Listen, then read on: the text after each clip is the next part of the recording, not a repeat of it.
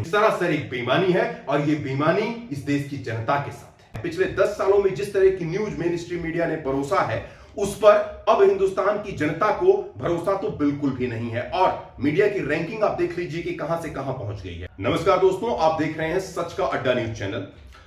आपको नहीं लगता कि जिस तरह की वेव इस चुनाव में थी, जिस तरह की लहर इस चुनाव में थी, उसके अगेंस्ट एग्जिट पोल आ रहा है? जो मेन स्ट्रीम मीडिया जिस तरह का एग्जिट पोल दिखा रही है, क्या आपको नहीं लगता कि इस देश में जिस तरह की लहर थी, उस लहर के बिल्कुल विपरीत आ रहा है? दोस्तों, एक 2021 में वेस्ट बंगाल का इलेक्शन हुआ था। वहां मीडिया ने दिखाया 120 सीटों से ऊपर, जितने मेन स्ट्रीम मीडिया के चैनल हैं, किसी ने भी ऑन एवरेज 120 सीटों से ऊपर टीएमसी को सीटें नहीं दी, ममता बनर्जी की पार्टी को सीटें नहीं दी। लेकिन जब एंड रिजल्ट आया तो 215 सीटें टीएमसी को मिली। लेकिन वहां टीएमसी के नेता, टीएमसी के कार्यकर्ता वोटिंग से लेकर काउंटिंग तक बहुत तेजी से सतर्क रहे। एक एक छोटे छोटे पहलू पर उन्होंने नजर रखी थी। अभी अगर कांग्रेस के नेता जयराम रमेश जी की माने तो उन्होंने कहा है कि 150 डीएम को अमित शाह ने फोन करके यह कहा है कि रिजल्ट मैनिपुलेट किया जाए, यानी कि वो सीटें जिन पे 4000, 5000, 6000, 10,000 तक की जीत हो सकती है इंडिया गठबंधन की, वहां पर डीएम को आदेश दिया गया है कि वहां बीजेपी को जिताइए। दोस्तों, मुझे लगता है कि शायद जो सत्ता में होता होगा इस तरह का प्रेशर बनाता होगा, लेकिन लोकतांत्रिक व्यवस्था में यह बिल्कुल गलत है। और अगर ऐसा हो रहा है तो चुनाव आयोग को इस पर सख्त से सख्त कार्रवाई करनी चाहिए। सुप्रीम कोर्ट ऑफ इंडिया को भी इसमें जो है कि हस्तक्षेप करना चाहिए, क्योंकि अगर ये संस्थाएं इस पर एक्शन नहीं लेंगी तो अगर कहीं ना कहीं इस देश की जनता ने एक्शन लेने का प्लान बना लिया तो बहुत ही खतरनाक और बहुत ही भयावह नजारा होगा। दोस्तों, अब आते हैं हम लोग मेन स्ट्रीम मीडिया से हट करके जो सर्वे यूट्यूबर्स के जरिए अलग अलग चैनलों पर चल रहा है, अलग अलग जो यूट्यूबर्स हैं, जो पत्रकार हैं, जिन पर आजकल सबसे ज्यादा जनता को भरोसा है। पिछले 10 सालों में जिस तरह की न्यूज मेन स्ट्रीम मीडिया ने परोसा है, उस पर अब हिंदुस्तान की जनता को भरोसा तो बिल्कुल भी नहीं है। और मीडिया की रैंकिंग आप देख लीजिए कि कहां से कहां पहुंच गई है। तो ऐसे में कुछ यूट्यूबर्स के डाटा हैं और उन सबको हमने इकट्ठा किया और उन सबको कलेक्टिवली एक साथ हम जो उसको स्टडी करने की कोशिश करते हैं और आपको बताएंगे कि अभी क्या स्थिति है और एग्जैक्ट क्या होना चाहिए, जो अकॉर्डिंग टू द वेव है। मतलब जिस तरह की लहर है उसके हिसाब से क्या एग्जैक्ट एग्जिट पोल हो सकता है। और जहां तक रही बात मेन स्ट्रीम मीडिया की, तो मेन स्ट्रीम मीडिया चुनाव होने से पहले जो 400 पार की नारे को रोज रट्टा मार रही थी, वो शायद कहीं ना कहीं इसलिए था कि 1 से 2% जो इस देश में फ्लोटिंग वोट होता है, वो वोट ऐसा होता है कि कुछ लोग ऐसे होते हैं जो कहते हैं कि जो जीत रहा है उसी को देंगे।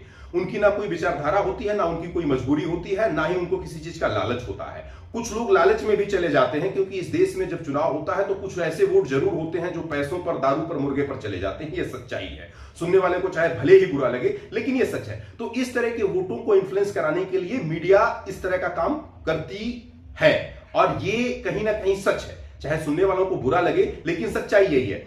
दूसरा फैक्टर यह आता है कि जब चुनाव हो गया तो उसके बाद इस तरह का मीडिया क्यों ओपिनियन पोल लेकर के आ रही है। इसके पीछे देखिए, जो पहला कारण हम लोगों को समझ में आ रहा है वो ये है कि कहीं ना कहीं इंडिया गठबंधन या विपक्षी नेताओं के कार्यकर्ताओं को हताश कर दो और जब वो पोलिंग बूथ में पहुंचे, जब वो काउंटिंग स्टेशन पर पहुंचे और वहां जहां काउंटिंग चल रही हो, वहां उनको पहले से ही साइकोलॉजिकली तौर पर यह महसूस करा दिया जाए कि आप तो हारने वाली पार्टी के हैं, हताश हो जाएं और आप हट जाएं वहां से, और हटने के बाद जो मन में आए वो कर लिया जाए। तो कहीं ना कहीं एक साइकोलॉजिकल प्रेशर बनाने की मीडिया द्वारा ये कोशिश की जा रही है। और एक बार फिर मीडिया की रैंकिंग से, मीडिया की वर्ल्ड रैंकिंग से आप अंदाजा लगा लीजिए कि मीडिया इस देश की मीडिया है या एक पार्टी की मीडिया है।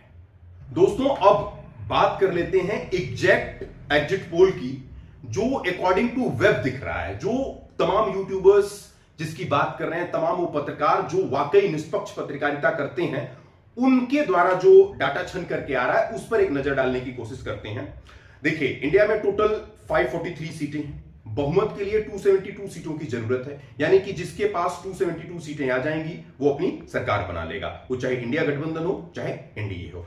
दोस्तों, शुरू करते हैं महाराष्ट्र से। महाराष्ट्र में टोटल 48 सीटें हैं, जिसमें बीजेपी को 16 सीटें मिल रही हैं और इंडिया गठबंधन को 32। बिहार में 40 सीटें हैं, बीजेपी को कम से कम 15 सीटें वहां मिल जाएंगी और 25 सीटें इंडिया गठबंधन को मिलेंगी। वेस्ट बंगाल में 42 सीटें हैं, जिसमें से 10 सीटों के आसपास बीजेपी को मिलती हुई नजर आ रही है और 5 सीटें जो हैं इसमें इंडिया गठबंधन को, और बची हुई 25 के आसपास की जो सीटें हैं वो सीटें टीएमसी को मिलेगी, यानी कि ममता बनर्जी जी के खाते में जाती हुई दिख रही हैं। उसके बाद आते हैं यूपी में, जो मोस्ट कंट्रोवर्शियल और सबसे ज्यादा मजबूत बीजेपी का गढ़ कहा जाता है, वहां 80 सीटें हैं। इन 80 सीटों में करीब करीब 39 सीटें इंडिया गठबंधन के पास जाती हुई नजर आ रही हैं और बची हुई 41 के आसपास सीटें जो हैं बीजेपी के हाथ में नजर आ रही हैं। मोटा तौर पर अगर कहा जाए तो यहां 50-50 का खेल है। उसके बाद आ जाइए तमिलनाडु, जहां 39 सीटें हैं, वहां सिर्फ 2 सीटें बीजेपी के खाते में जाती हुई नजर आ रही हैं और करीब 35 सीटें इंडिया गठबंधन के पास, 2 अन्य की बात कही जा रही है। कर्नाटक 28 सीटों में से 14 सीटें दोनों पार्टियों के पास, यानी कि यहां पर भी 50-50 का रेशियो दिख रहा है। राजस्थान में 25 सीटें हैं, 25 में से 15 सीटें बीजेपी के खाते में रही हैं, जबकि 10 सीटें गठबंधन के खाते में जाती दिख रही हैं। राजस्थान के बाद बात करते हैं गुजरात की। गुजरात में 26 सीटें हैं, जिसमें से करीब 20 सीटें बीजेपी के खाते में जाती नजर आ रही हैं और सिर्फ 6 सीटें इंडिया के खाते में नजर आ रही हैं। देखिए, यह भी अकॉर्डिंग टू वेब है। क्यों? क्योंकि गुजरात हमेशा से बीजेपी का गढ़ कहा जाता है। ऐसे में उसको जो सीटें मिल रही हैं वो कहीं ना कहीं जायज हैं और इंडिया गठबंधन को सिर्फ 6 सीटें मिल रही हैं। तो यह बात कहीं ना कहीं अकॉर्डिंग टू वेब लहर के हिसाब से आपको दिख रही है। अब इस तरह से तमाम अन्य देशों का भी हमने लिस्ट जो है कि यहां निकाला। उड़ीसा में 21 सीटें हैं, जिसमें से 5 सीटें जो है कि बीजेपी के खाते में दिख रही हैं और 5 इंडिया गठबंधन के बाद जो बची हुई सीटें हैं वो 11 सीटें अन्य के खाते में जाती हुई नजर आ रही हैं। दोस्तों, इस तरह से तमाम, अब आपको बात करें हम पंजाब की, तो पंजाब में 13 सीटें हैं।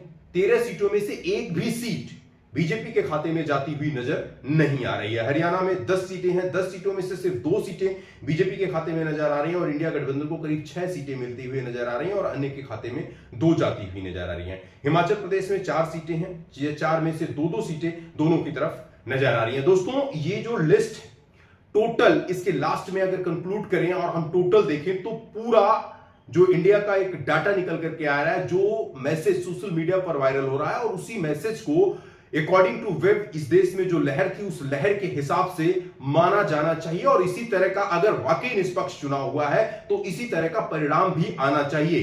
करीब करीब 330 सीटों के आसपास इंडिया गठबंधन जीत रहा है और करीब 200 सीटों के आसपास एनडीए यानी कि मोदी जी की पार्टी बीजेपी रहने वाली है। दोस्तों, एक बात आपको और गौर करना चाहिए, यहां मेन स्ट्रीम मीडिया द्वारा ये बाद में बातें कही भी जाती हैं और कई बार पहले भी कही गई हैं। राहुल गांधी जी की रैलियों में भीड़ तो थी, अखिलेश जी की रैलियों में भीड़ तो बंपर थी, लेकिन वोट में कन्वर्ट नहीं हो पाई। आप सिर्फ एक बात पर ध्यान दीजिए कि क्या वो व्यक्ति जो इस कड़कती धूप में 20 किलोमीटर 25 किलोमीटर अपने नेता को सिर्फ देखने के लिए अगर जा सकता है, तो क्या घर से 1 किलोमीटर की दूरी पर जाकर के उनके लिए वोट नहीं करेगा? दोस्तों, आपको इस बात का भी ध्यान रखना चाहिए कि यहां कुछ ऐसी पार्टियां भी हैं जो अपने पार्टियों में भीड़ इकट्ठा करने के लिए बस का इंतजाम करती हैं, पूरी सब्जी का इंतजाम करती हैं, 500 रुपए तक उनको दिए जाते हैं, उसके बाद भी उनकी कुर्सियां खाली रह जाती हैं। ऐसे में राहुल गांधी की रैलियों में अगर भीड़ होती है, अखिलेश की रैलियों में अगर भीड़ होती है, तेजस्वी यादव की रैलियों में अगर भीड़ होती है, तो क्या यह भीड़ उनको वोट नहीं देगी? अगर इस पर मेन स्ट्रीम मीडिया का कोई न्यूज एंकर यह बात कहता है कि उनके पास भीड़ तो थी लेकिन वोट में कन्वर्ट नहीं हो पाई, तो यह सरासर एक बेईमानी है और यह बेईमानी इस देश की जनता के साथ